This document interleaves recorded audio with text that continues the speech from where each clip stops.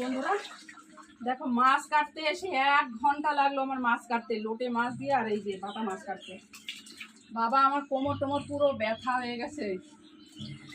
আর এখন আমার ধোয়াটাও কমপ্লিট হয়ে গেছে, অনেকবার ধুয়েছি। তারপরে দেখো বাটা মাছের সাইজটা দেখো, বড় বাটা। আজকে বাটা মাছের ঝাল হবে, অনেকদিন বাটা খাই না।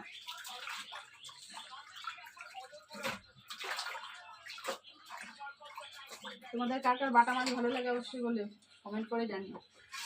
বাটা মাছের সর্ষে পোস্ত দিয়ে ঝাল করলে সব থেকে ভালো লাগে বেশি, সর্ষে পোস্ত দিয়ে।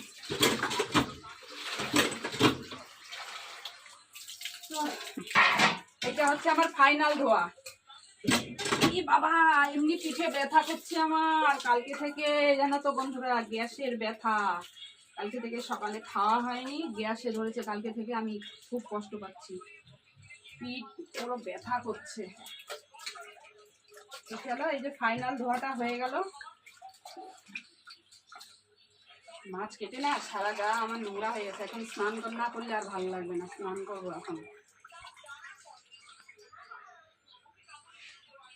চলো, দেখা হবে নেক্সট ভিডিওতে। টাটা।